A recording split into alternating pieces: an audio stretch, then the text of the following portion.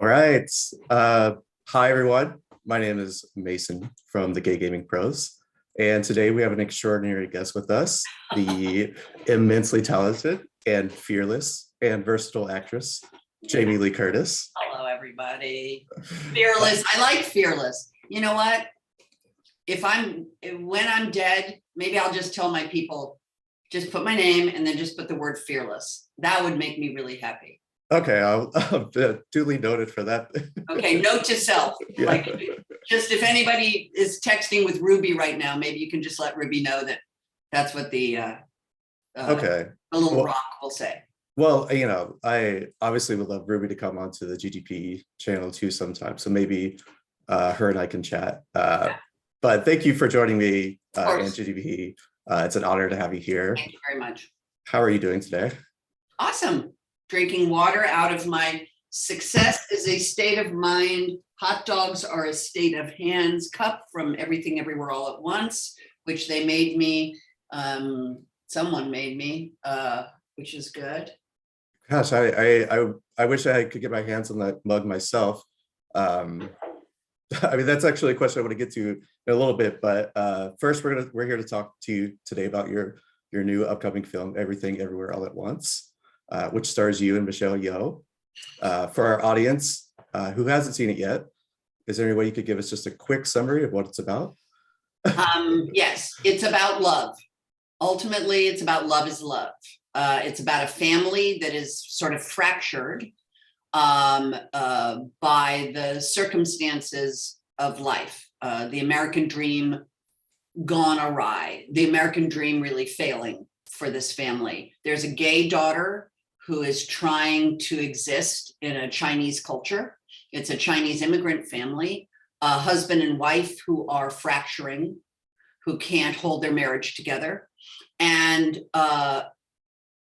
the main person, Michelle Yeoh, her character is approached by someone from the multiverse to basically save herself and her family by going into the multiverse and taking on the evil Jobu Tupaki, who is in another universe, in another world, her daughter. So it's a little complicated, but at the center of it is a very emotional story about family, about acceptance that maybe everyone isn't like the greatest at everything. There's something beautiful about just being okay and sort of ordinary and having that be a life worth living, and the contact with other people. Yeah, it's really a movie, I think, that covers a lot of ground in terms of diversity. And that brings us, GGP, we bring together varying underrepresented identities in an attempt to build our community. So how do you think this movie can bring people together with different backgrounds and orientations? It's as diverse a movie as you could ever see, honestly. It covers the spectrum of human existence, from these old Chinese ideologies to this more contemporary American ideology. It spans generations, it spans ethnicities, it spans sexual orientations. There are butt plugs and hot dog cans and real feeling, like a genuinely emotional feeling. And it's beautiful. Yeah, it's beautiful. It's an emotional roller coaster of raw feelings. I absolutely agree. And for me, having seen the movie, I loved, honestly, the absurd moments, like the hot dog fingers, but also that it's juxtaposed to a really touching love story. Was there a favorite multiverse of yours that you had that you shot? Well, obviously, so I play the antagonist. I'm the IRS auditor, Deirdre Beardra, who is auditing the Wong family for their laundromat, which is failing, and they are not doing well within the IRS, and the IRS is about to seize their property for taxes due or whatever.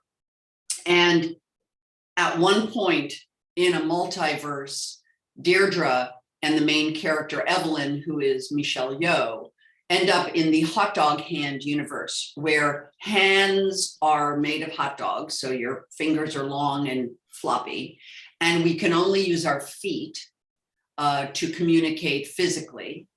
And there's this incredibly poignant, and they're lovers and they live together, but they're struggling the way Evelyn's marriage is struggling.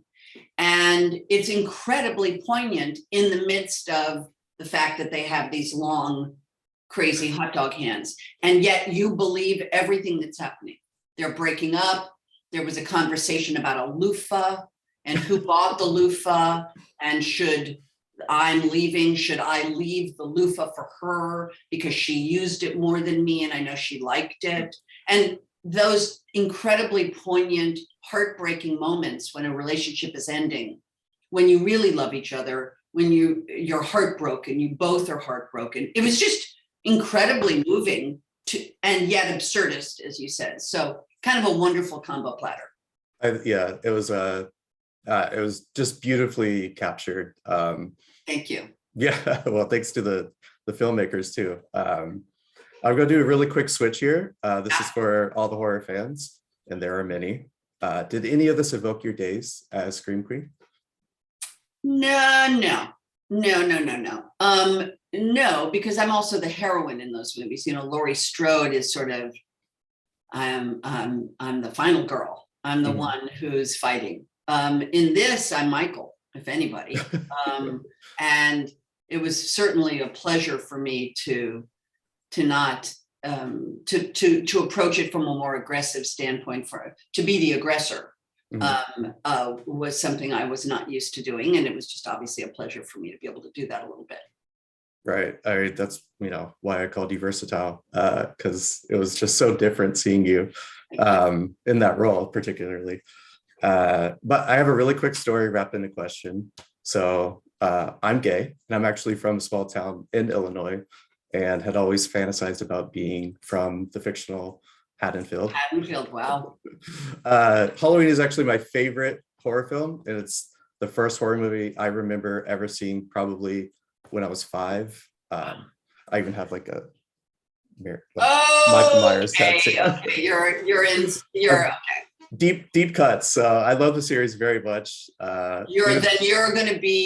We will be speaking again in Heidi will arrange it. We will be speaking again in October this year, because we just completed the final part of the trilogy, and it's really something.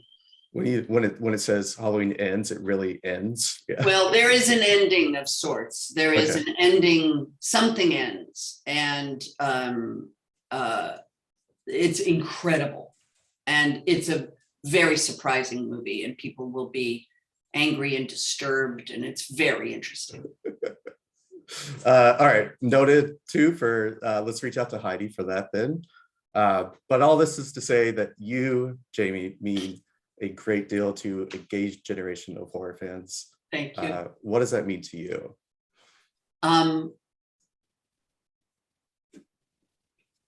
I hope I reach people. I don't care if you're gay or straight, black or white. It's just like, I'm a humanist, and I'm an underdog. I was an underperformer, and growing up, I was an incredibly uncomfortable adolescent and teen. I felt like Laurie Strode. I'm not a sophisticated person. And so my whole hope in the world is to connect with human beings. That's, E.M. Forster wrote, only connect in Howard's End, only connect. And so for me, connection is the key thing.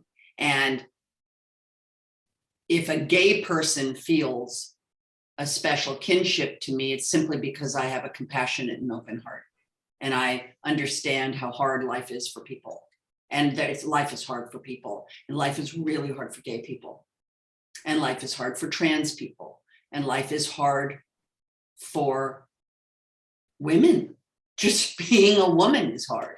And often just being a man is hard. Whatever your sexual orientation is, being human is hard. And I hope that as I get older and older, that compassion and understanding of the human condition only expands, which is what should be happening.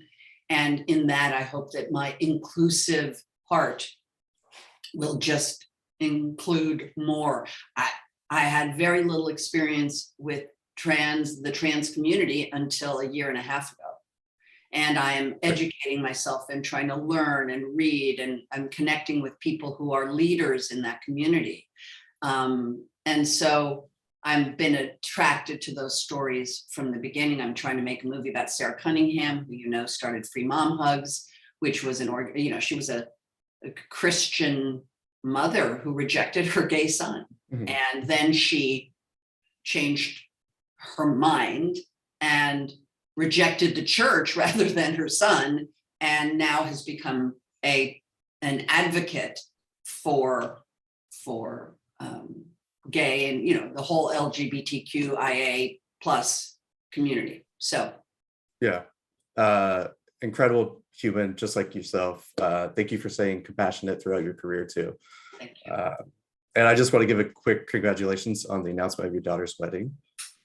Yes, and Great. apparently the costume is on its way. I got an Etsy reminder that it's on its way from Russia. So we'll see. Okay. I'm Gina Proudmoore's Admiral Proudmoore's costume is on its way. I do have a backup plan, but I'm hoping that it'll get here. And by the way, Ruby only told me 2 days ago how to pronounce it, and it was like Gina, which rhymes with something. Yes. So Yeah. I was calling her Jaina or Okay. something, and Ruby corrected me that I was mispronouncing Admiral Proudmoore's name. Yeah, I'm a little unfamiliar with the World of Warcraft world myself. I play other games, but I understand that Ruby is also a gamer herself. Yeah. Are there any games? Oh, sorry. Yeah. Go. No. Go on. I was just going to ask, are there any games that the two of you enjoy playing together? Well, here's the truth. I sort of suck. And I suck because a lot of games demand, particularly any first-person shooter games, they demand your ability to track something and do the thing, like all the up, down, like I'm not a good camera operator. And so I do things where like, okay, don't move. Okay, let me find you. Okay, now let me shoot you. So I'm not good at those games. So even World of Warcraft, it's just too much stuff moving. I'm really good at Super Mario. Oh my gosh, me too. I'm Princess Peach. Oh my God, thank you for doing the twirl. And, I can hit really fast. So like when it's one of those like mini games where all you have to do is go like, those are the ones I win. The things where you have to like match things, I'm terrible. Oh yeah, like button mashing, fighting games. It's not my forte, even though I'm from the Gay Gaming Pros, but we're running a little bit out of time. I want to make a really bold statement really quick to you, Jamie Lee, for Okay. this. You are the Scream Queen, but I also want to add a new title to that. And I might be the first to declare this, that you and Michelle Yeoh are now the Multiverse Queens. Well, I appreciate that. I am her lady in waiting, I meant. I will be her lady in waiting. I think Michelle Yeoh is the far and away crown-wearing queen of the multiverse, and I dare any other actress in the universe, this universe, or any multiverse to try to tap or top her performance. Her work in this movie is so spectacular and so multi-varied and intimate and delicate and exquisitely drawn. And I understand that she just sort of went where they asked her to go, but she is amazing. I'm happy to be her lady in waiting. Yeah, she absolutely ate up every scene. Y'all made a great partnership too, though. Thank you. Yes, it was a beautiful experience, and we've become friends. And that's the other kind of miracle of the whole thing.